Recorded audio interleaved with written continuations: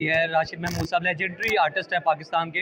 आइए बात करते हैं और जानते हैं कि जो दानिश साहब का वर्क है वो किस तरह का है, यहाँ पे किस तरह का मुजाहरा हुआ है। आइए गुफ्तगू करते हैं। जी राशिद महमूद साहब, सबसे पहले तो अस्सलाम वालेकुम। जी वालेकुम जी अस्सलाम। ये बताइएगा, इस तरह की एग्जीबिशन से होना कितना ज़रूरी है स्किल्स को प्रमोट करने के लिए?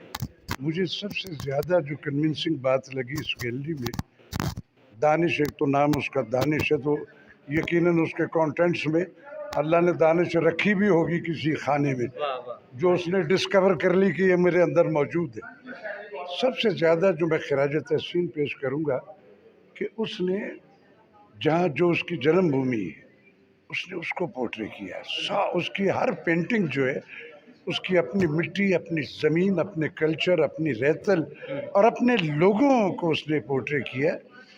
वरना हमारे बहुत बहुत बड़े नामवर इस मुल्क में क्रिएटर हैं जो पेंटिंग बनाते हैं और बहुत आउटस्टैंडिंग बनाते हैं, लेकिन उनके यहाँ भी कभी कभी मोस्टली फिक्शन जो है ना वो एक आइडियोलॉजी से वो उसको करते हैं। जी सर। लेकिन इस बच्चे का, दानिश का आगाज़ जो है वो बिल्कुल अपनी रहतल से हुआ और उसने अपनी उस मिट्टी के सारे शेड जितने मैक्सिमम वो पोर्ट्रे कर सकता था वो उसने किए। और ये उसकी पेंटिंग में आज की इस इवेंट में सबसे ज़्यादा एग्जीबिशन में ये कन्विंसिंग बात हुई। बहुत सारी दुआएं उसके लिए।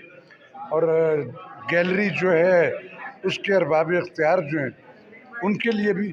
मेरा मुल्क जो है ना ये खरादियों का मुल्क है, यहाँ इंजीनियर कम है, घुसपैठिए ज़्यादा हैं। वो जो सचमुच के क्रिएटर हैं वो बहुत कम है। मोस्टली सेट लगे हुए, अंदर कंटेंट्स नहीं है और वो सरवाइव भी करते हैं, वो भी करते हैं।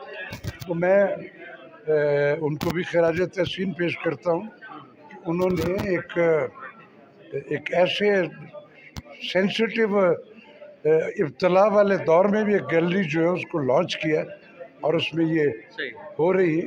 ठीक है। हमारा एक life is a simply take one, there is no take two. एक सिंगल शॉट है, ये मैं अपनी उस ड्रामे या फिल्म की ज़बान में कह रहा हूँ। अब उसमें पता नहीं कट कब कह दे वो ऊपर वाला डायरेक्टर, ये भी नहीं पता है हमें। तो हम उसमें कहीं तो कैसा शजर लगा के जाए ना जिसकी छाँव में कल कोई बैठेगा तो हमें याद करेगा ना।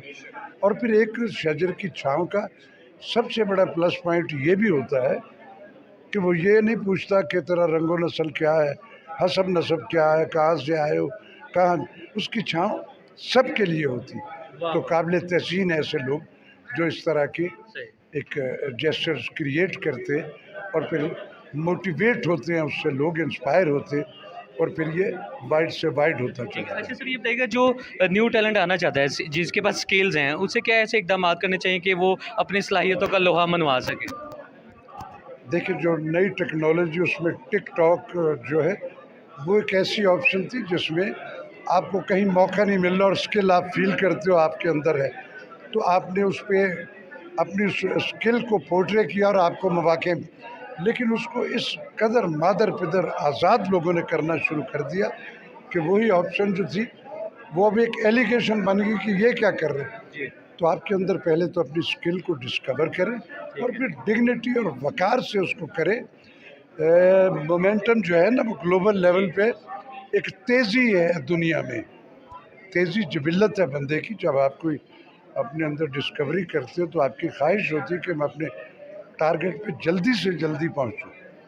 उसमें बाज़ दफ़ा हम इस कदर अनड्यू तेज़ी इख्तियार करते हैं कि उसमें हुस्न रफ्तार भी निकल जाता है और हुस्न अक़दार भी डिलीट हो जाता है और कहीं भी आप हाँफ के गिर पड़ते हो। और जिस टारगेट पे आप और हम निकले हुए, हम अकेले तो नहीं, हमारी सराउंडिंग में लाखों लोग होंगे, इनविजिबल हैं जो दिख नहीं रहे। तो कुछ प्रिकॉशंस रख के ज़िंदगी में तेज़ी कीजिए।